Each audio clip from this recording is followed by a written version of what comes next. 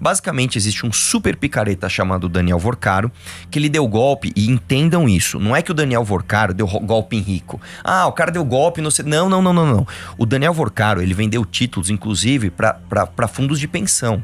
Ou seja, eu tô falando o seguinte, tem um monte de gente que trabalhou a vida inteira, que colocou o dinheiro num fundo de pensão para quando ficar mais velho se aposentar, e esse fundo de pensão tomou calote. Então, não só essas pessoas foram roubadas, mas você que tá ouvindo, você vai pagar mais imposto porque você vai ter que cobrir esse ombro. Em algum momento vai ter dinheiro público nisso. Tá? O FGC, que não é necessariamente dinheiro público, é o dinheiro dos bancos, mas ele vai ser cobrado de você nas tarifas bancárias, você pode ter certeza absoluta. Então o Daniel Vorcaro roubou todo mundo, esse é o primeiro ponto. Não é normal que um Daniel Vorcaro da vida tenha fundos que tem sociedade com o ministro supremo num resort. Gente, isso é um absurdo. Como é que eu posso ser ministro da Suprema Corte e eu tenho uma empresa que a minha empresa é sócia de um cara do mercado financeiro que deu golpe em todo mundo? Isso é um absurdo. Aí o que aconteceu? Quando estourou o escândalo, eu não sei se eu posso falar aqui, mas dizem que o senhor... Dizem, né? Vamos falar assim, vai.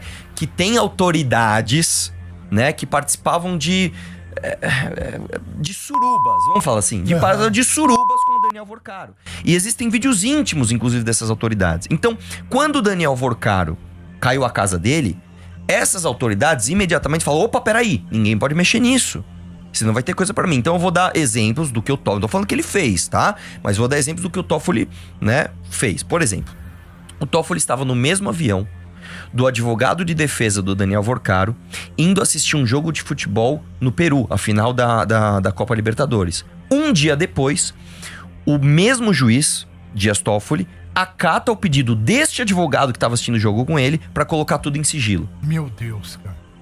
Depois, esse mesmo juiz manda fazer busca e apreensão nos endereços dos familiares do Daniel Vorcaro. As provas chegam. Esse juiz, de forma inédita, manda as provas ficarem trancadas no STF e ninguém mexer. Como assim, cara?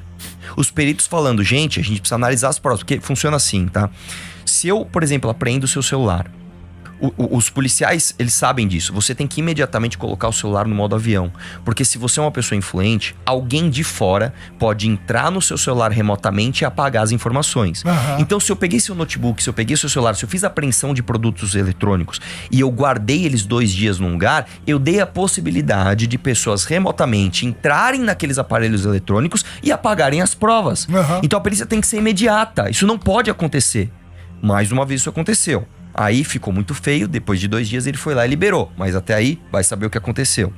Depois, a Polícia Federal quis fazer a oitiva dos investigados. E pela primeira vez na história, o ministro Supremo falou, vocês não vão mais ter 5 dias, vocês vão ter apenas 2. Por quê? Porque sim. Mas que absurdo. Aí o que acontece? Descobrem mensagens no celular do Daniel Vorcaro citando diretamente o Dias Toffoli. Aí a gente fez pressão, brigou e o Dias Toffoli falou, realmente a pressão tá demais. E ele abriu mão de ser o relator e passou por André Mendonça, que infelizmente agora acabou de permitir que os irmãos de Dias Toffoli não compareçam à CPMI para depor, né? E a próxima notícia, que é a notícia que a gente viu hoje, que eu acabei de falar, o Gilmar Mendes acabou de acabar com a quebra de sigilo bancário do Dias Toffoli. Ou seja, o Gilmar tem mais força que a CPI nesse caso. Exatamente. Tipo assim, como é que pode isso, cara? Como é que pode isso? O motivo alegado... E ninguém bate o pé? Mas o problema é o seguinte, como é que você vai bater o pé se o Gilmar Mendes não precisa de voto e ele não existe nenhum... Não pode nada, pode ser feito. Nada pode ser feito. O que pode ser feito? Aí eu vou te falar o que você, cidadão, pode fazer. Você pode votar em senadores. Esse ano tem eleição. Nós vamos renovar 2/3 do Senado. Então, a cada 3 senadores, 2 serão trocados. Você pode pôr senadores comprometidos com a pauta de frear o STF. Aí você tem que votar em um cara que nunca roubou. Porque se você num cara que roubou, ele não vai bater de frente com o Gilmar Mendes, nem com o Alexandre de Moraes, nem com ninguém. Então, nesse momento, o que a gente tem que fazer? Nada. Nada. Puta, que mãos bosta. Atadas, que coisa, que situação. Notícia né? ruim, Mas cara. ficou uma coisa descarada. É descarado. Ficou uma coisa descarada. É descarado. Ó, tá tudo provado. lá no negócio do Toffoli, com a família do Toffoli, né? Os resorts, né?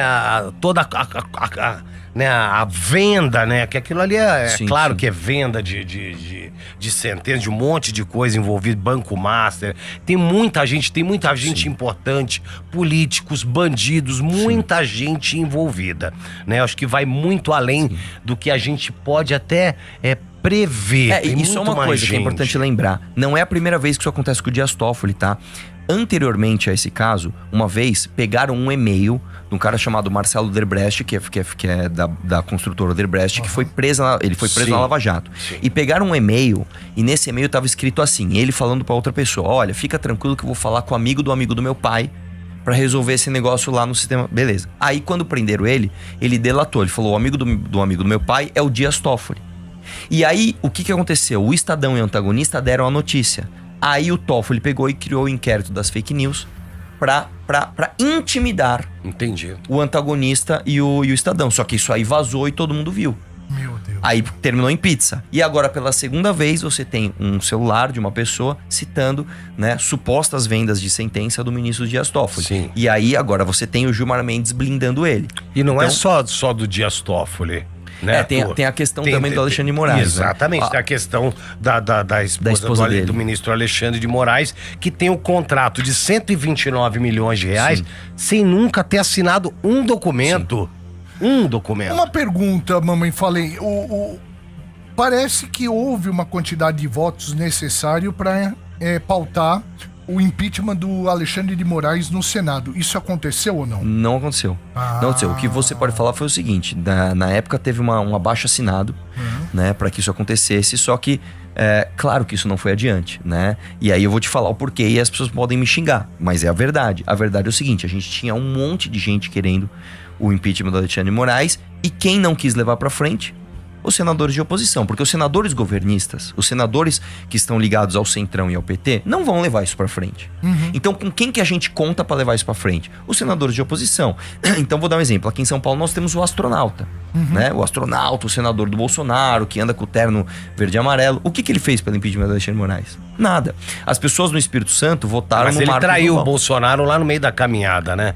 Não, Ele largou a mão do Bolsonaro lá no meio da caminhada, assim como outros o Flávio fizeram. Bolsonaro é filho do Bolsonaro. O Flávio Bolsonaro fez o quê pelo impeachment do Alexandre de Moraes? Nada. Ele foi no Roda Viva falar que não era pra ter impeachment do Alexandre de Moraes. Isso não é minha palavra. O Flávio Bolsonaro foi no Roda Viva falar: eu não quero o impeachment do Alexandre de Moraes.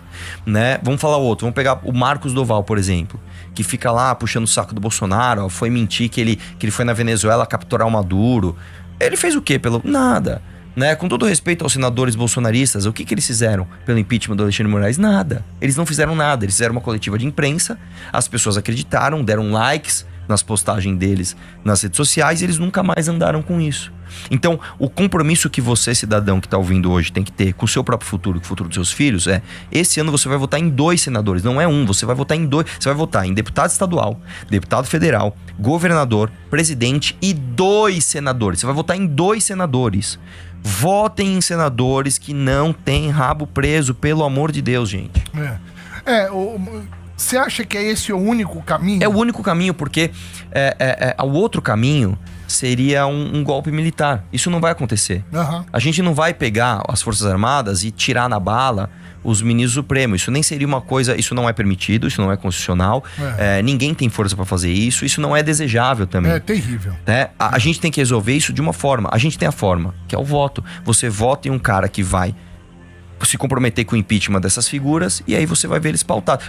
Novamente, eu vou falar mais uma vez. A gente vai renovar 2/3. Não é nem que a gente vai renovar um pouquinho mais que a maioria. Não, nós vamos renovar 66% do Senado.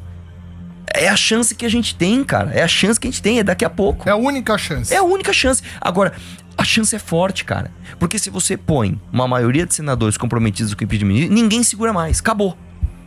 Entendeu? Aí realmente... Mas será que vai ser cumprido mesmo os senadores entrando? Porque você vê o Alcolumbre lá, ele não coloca nada em pauta. Não, mas é diferente. Né? Porque se você tem uma pressão da maioria do Senado, é diferente. Né? Aí o próximo... Mesmo porque é o seguinte, a próxima legislatura vai votar num novo presidente. E aí você tem que votar num novo presidente que esteja comprometido com essas pautas. Aí, mais uma vez, eu vou falar uma coisa que... Desculpa, eu não quero parecer implicante, mas é que do Lula, que é o maior ladrão da história do Brasil, e do PT, eu não espero nada. O PT é uma quadrilha. PT é um aglomerado de bandidos.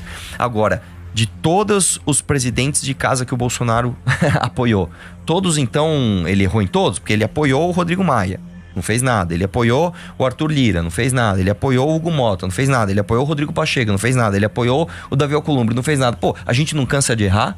Então, o que eu tô falando é o seguinte, se você é de direita, se você odeia o PT, se você odeia algumas figuras do STF como eu odeio, por favor, se liberte do bolsonarismo. O bolsonarismo é um câncer pro país.